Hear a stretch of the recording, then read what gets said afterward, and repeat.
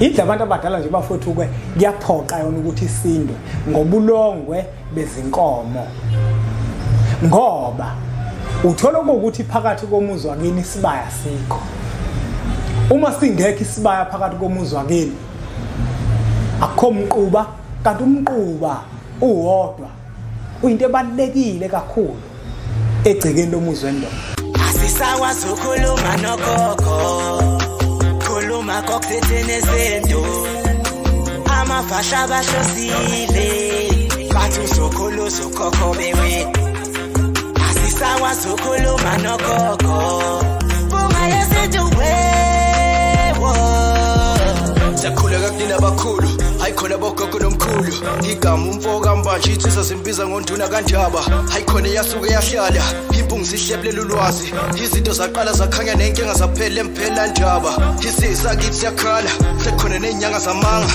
izinto sakithi siyahamba engathi sekhona abafundisi bamanga nina bodlungwane kandaba udlungwane lombelebele olwadlunga emanxulumeni kwaze kwasa amanxulume esibekelana nina bakanodume ehlezi kamenzi ngeimpunga yesithi kuyakhuleka umhlaba wonke nasendaweni zonke nje lakhamba kufinyele khona lomfanekiso oqoshiwe uma ukuthi umusha kule channel ibizo lami ngumlekeleli umfoka mbanjwa umshana wakofuze fulelo mashiya amahla azoshumayela umzukulu kaMdumo igaba elimabanga likaThumbula Tshatatsha uTshatatsha kaPheshe uPheshe kaMaguyane uMaguyane kaVaphi uVaphi kaNokhonjwa kanti ke mina insizwa zingibiza ngonduna kandaba untombizi yamncumela insizwa zemkhombisweni sinale saphuma ehlathini ekseni ngovisa uvuthwe ngoba sigcwele amabethe ngikholwa elikholwa ngenhliziyo engalibhanda kancane esontweni ugqamgqama umsathe kankane lakha lathi ngahamba these lo sitha lathi ngahamba ngumjabulelo kumamatheka komkakhe ngoba njalo memamatheka ukuthi faca kuhlala kuyintokozo ke bafowethu nodadewethu ukuthi ngifike la ku channel yethu enkulu impunga yesintu TV la sifundisana khona izinto ezithinta isintu sethu thina njengabantu abampisholo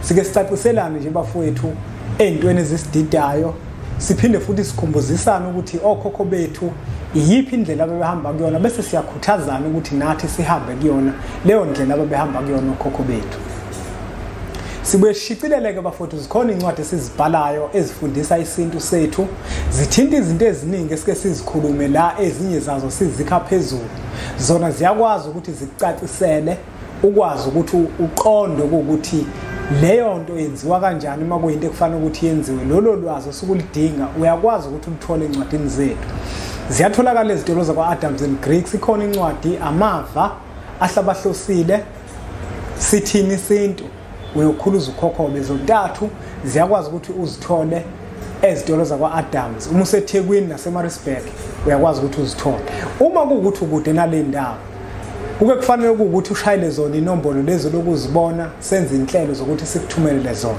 omunye umuntu ke kuyenzeka afisa ukuhlala phansi nempunga yesintu impunga yesintu itholakala eThekwini kwaZulu Natal kuWest Street kwibhilidi lapha ekuthiwa kuse Westwalk enumber 4 eoffice number 420 ikhona lo ithola khona impunga yesintu ehhovisi layo la kuthiwa khona kusemiphelandaba la sihlala khona nje sixoxe sicubungula udaba lwakho silinike isikhathi udaba lwakho sikwelaphe ngolwazi yebo enkathini yanamuhla kudlobeleke kakhulu abantu abelapha ngamakhambi kodwa impunga yesintu ilapha ngolwazi namuhla bafowethu ngifisa ukuthi nje ngisike lijika ngokuphendula iningi labantu elike libuzo zokhumbula ukuthi kukhona abantu othola ukuthi emagcekeni omuzi wakubo isintu bebengasigcini babekholwa abanye uthola ukuthi mhlambe bazilandelela inkolo uma belandela inkolo uthola ukuthi izinto zesintu abazenzi abanye ke nakuba isintu sigcinwe makubo kodwa ngokunganaki ngoba ukhona umuntu othola ukuthi akanaki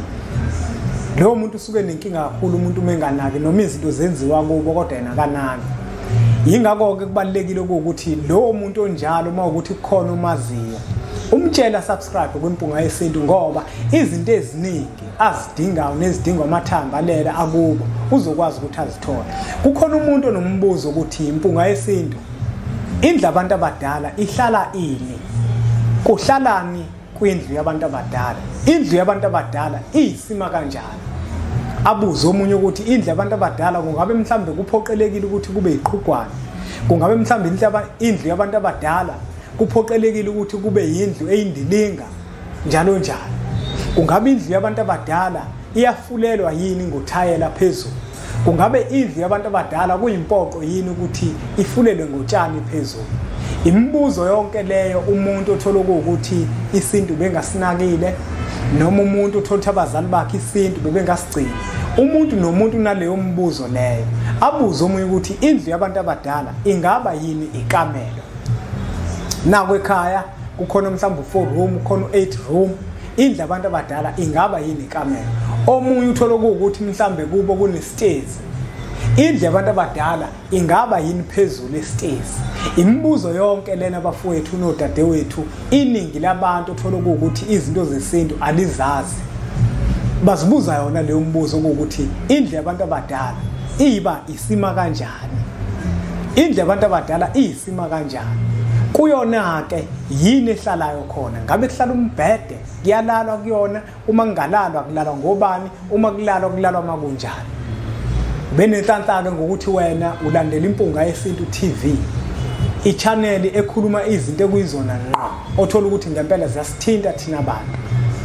Indlu yabantu abadala bafowethu nodadewethu ayikwazi ukuthi ingaba phezulu estairs. Uma ukuthi kini nakhile stairs, akwazi ukuthi ningane ikamelo enizothi lapha estairs indlu yabantu abadala.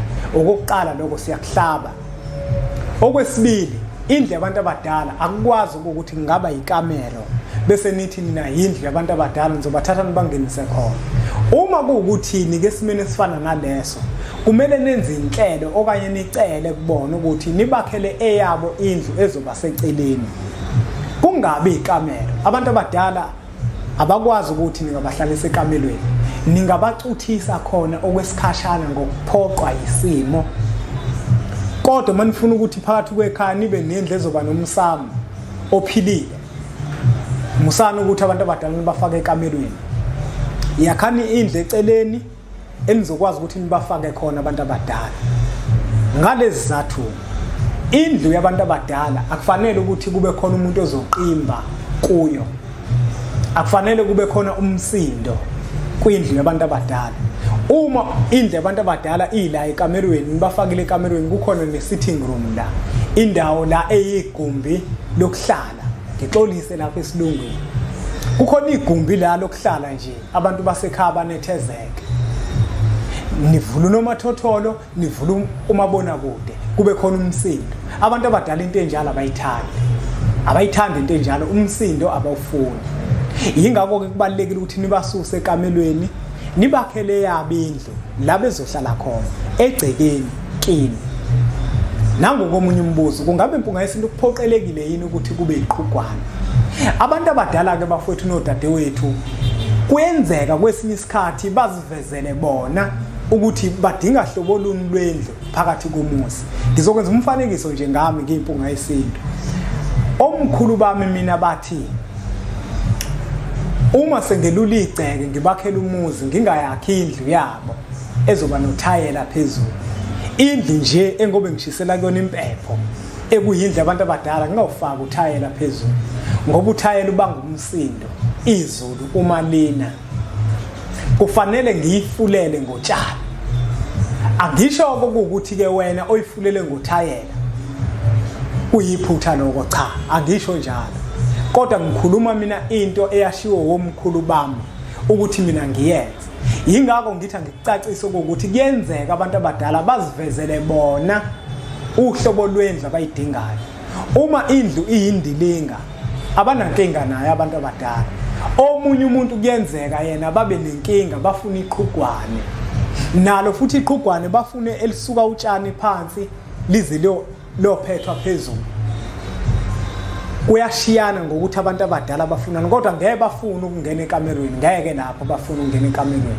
Ekamerweni nje abantu abadala bafowethu kubalekile ukuthi uma nisabacuthise khona nazi ukuthi leyo nto into yesikhashana.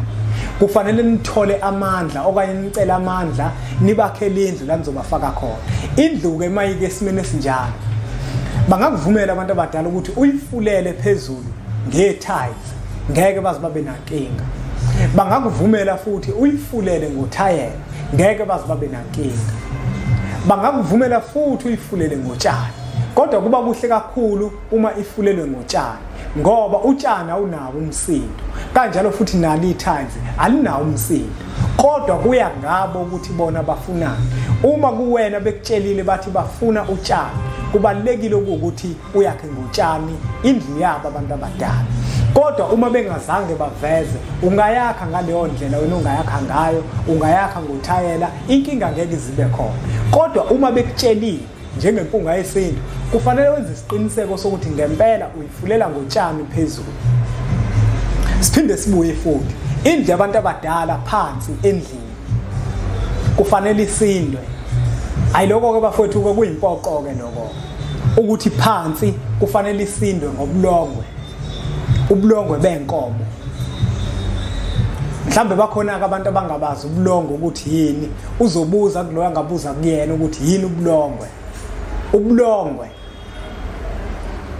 na kanjani ke bafowethu ke indlu yabantu abadala kufanele isindwe kuyimpoqo cha kuyimpoqo ke lokho bafowethu ngeke siloke sale nale ukuthi i-tiles ungalifaka ungaplastela phansi kuyimpoqo ukuthi indlu yabantu abadala isindwe kuyimpoqo obuka kweminye imizi kuyenzeka uthola ukuthi bafakile i-tiles phansi okanye bafakile phansi bafaka uphorishi kodwa lapha emsamo uthola ukuthi lapha emsamo iyasindwa indlu abantu abadala nje bafowethu ke kuyaphoqa yona ukuthi isindwe ngobulongwe bezinkomo ngoba uthola ukuthi phakathi komuzi wakini isibaya sikho uma singekho isibaya phakathi komuzi wakini akho umquba kanti umquba uwodwa uyinto ebalekile kakhulu egcekeni lomuzi wendoda ngochaza ngelinye ilanga ukubaleka komquba esibayeni manje njengoba isibaya senkomo singekho kini ayikho futhi nendle esindwayo ezoba nobulongwe inkinga leyo indle abantu abadala kuyimpoqo ukuthi isindwe ngiyazi ukuthi mhlambe khona umuntu ozothi hayi thina ifakwe i-tiles kulungile thina iyakorojwa kulungile kodwa akushintshi ukuthi kuyimpoqo ukuthi indle abantu abadala isindwe ngobulongwe phansi kwakusho umkhulu hayi kwakusho umkhulu bathi bona bafuna indlu ezonuka ubulongwe bafuna indlu esindwayo lokho kuyimpoqo ukuthi kwenzeke ukuthi indlu isindwe ngobulongwe noma ukuthi ke bafowethu amathazi siwafakile kubalekile ukuthi sisinde endlini yabantu abadala usinde phezukwalo ngoba phela bafowethu lendlu lena angeke kufanele ukuthi ibe ukuthanda kwethu kunezinto nje eziyimpoqo kwindlu yabantu abadala ukuthi zenzeke yebo singaphucuzeka ukuphucuzeka kodwa kubalekile futhi ukuthi sizigcine ezinye zezinto abantu abadala abazidingayo baningi ke abangakuphikisa lokho engikushoyo kodwa ngelinye ilanga umuntu nomuntu uyoba nayo inhlanhla abantu abadala bakubo bafike bamvezela ukuthi lento ekhulunywa impunga yesintu iyisiminya ayidlu ke bafowethu kubalekile ukuthi isindwe ingakho ngithi angigcizelele lapho isindwa ngobulongwe phansi kuyimpoqo ke lokho kubalekile futhi ukuthi indlu yabantu abadala ibe neziko elibaswayo ingabi neziko nje elizoba umhlobiso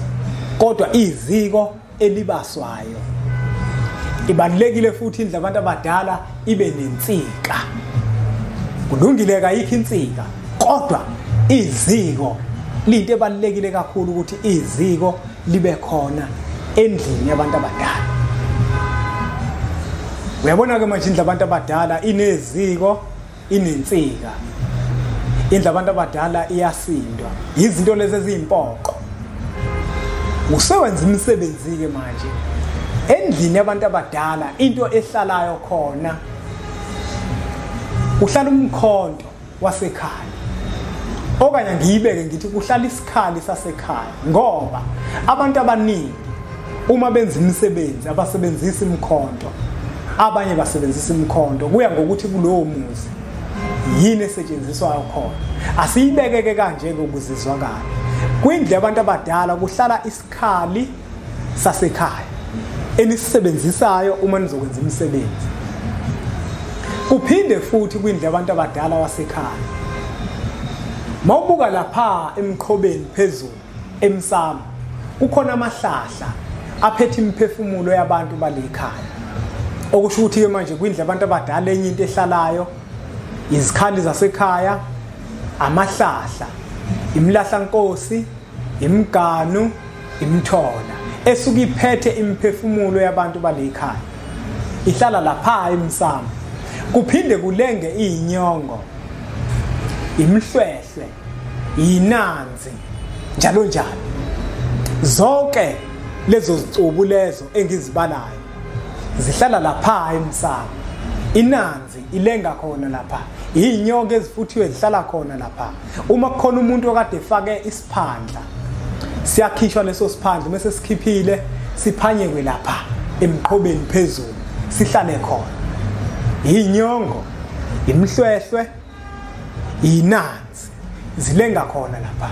Kubuye futhi uma unensika, lokhu ke kuyashiyana futhi nangokuthi ke kulowo muzi bona benza njani. Ensikeni njengoba sithe indle abantu abadala iba nensika, kuhlala impondo la khona. Uma kuukuthi ke ninake impondo zembuzi aninayo insika, uyabona uma uyophuma ngomnyango niyahloma lapho phezulu zihlale khona impondo. Awuzilahli impondo zembuzi nempondo zenkomo, awuzilahli. Ezembuzi zihlala ensikeni. Uma kuukuthi insika ninayo, yabona la ngaphezulu komnyango uyashutheka lapho uhlome khona. Uphinde futhi kuzoba amathambo, imdlathi. Yabona imhlathi le yembuzi, uma kade wenze umsebenzi uhlaba imbuzi, uthatha imdlathi le yenhloko. Kukhona imhlathi le yalo ilokhu njani imbuzi, ithambo. Ulifake lapha phezulu komnyango, agudle la endaweni amadoda, wafake phezulu. Uthathe neziphanga uzifake lapha phezulu. Angizokuchaza ukuthi ukwenzelani lokho, ngobuya ngelinye ilanga ngizokuchaza. Kwinhloko uthatha imhlathi, amathambo, wafake lapha phezulu. Uthathe iziphanga. Angani wabantu isiphanga bayasazini. Uthathe lelo thambo lesiphanga ulifake lapha phezulu. Imhlathi, iziphanga, impondo uma ukuthi insika unayo nazo zoshutheka lapha phezulu. Uma kuukuthi bewenza umsebenzi wenkomo, impondo uzozifaka ngaphandle phambi komnyango nangomnyango phezulu uzifake khona. Azilahlwa impondo, awalahlwa amathambo.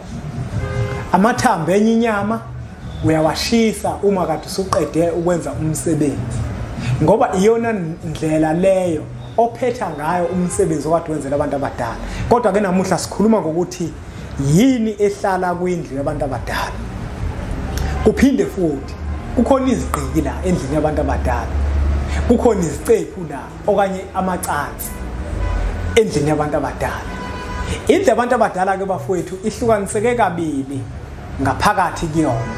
Kukhona uhlangothi olingapha kwesikamame, okuhlangothi mawungena eminyango ngapha kwesikamame, uhlangothi lolo labantu besifazane. Ngapha kwesokuphonsa uhlangothi lolo lwabantu besilisa, okuhlangothi lamadoda, uhlangothi labantu besimame ngapha. Uhlangothi labesifazane kuhlala besifazane kuphela. Umuntu wesilisa akahlali ngale ohlangothini labesifazane, uhlala ngapha ohlangothini labesilisa. Yebo ke phela ungazihlalela nje mawuhleli, asisho ukuthi usuke sewonile, kodwa usuke wonile ngoba wena uyalwazi uhlangothi ukuthi nanti uhlangothi lwamadoda. Akufanele ukuthi umuntu wesifazane avela azohlala ngapha ohlangothini lamadoda, lukhona uhlangothi labesifazane.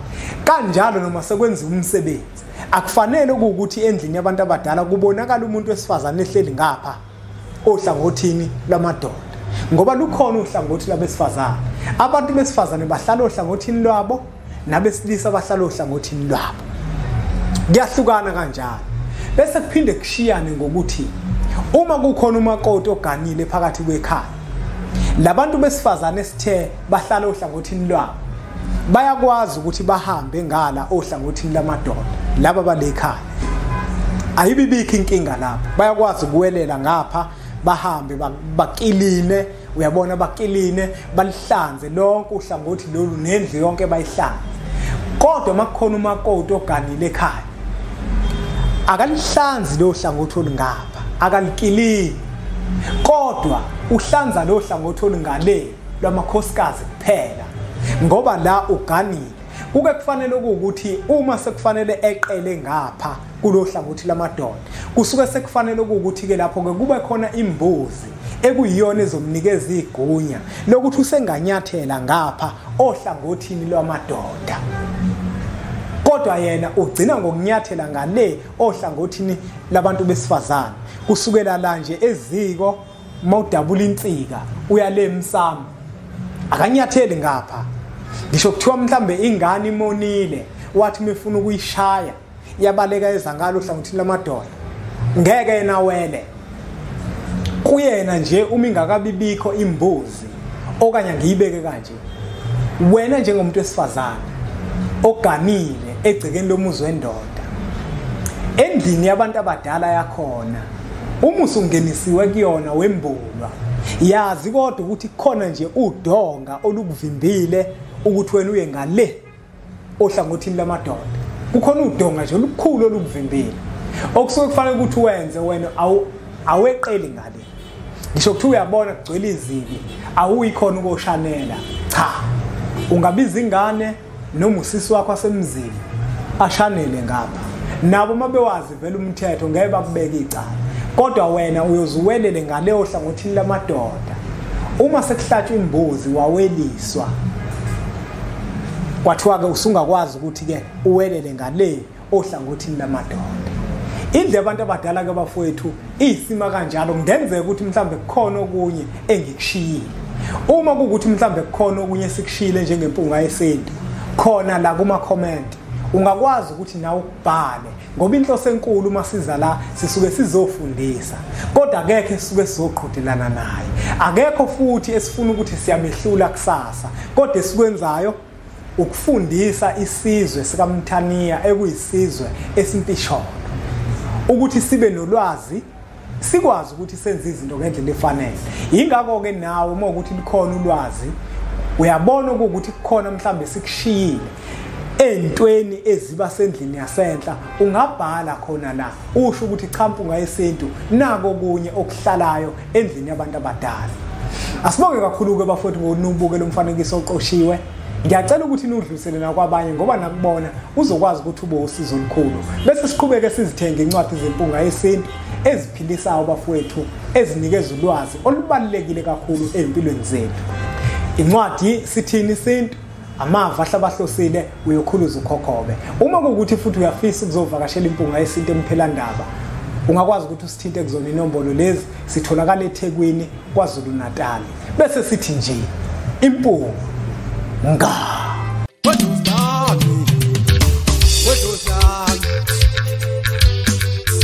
Hayi wethongo lami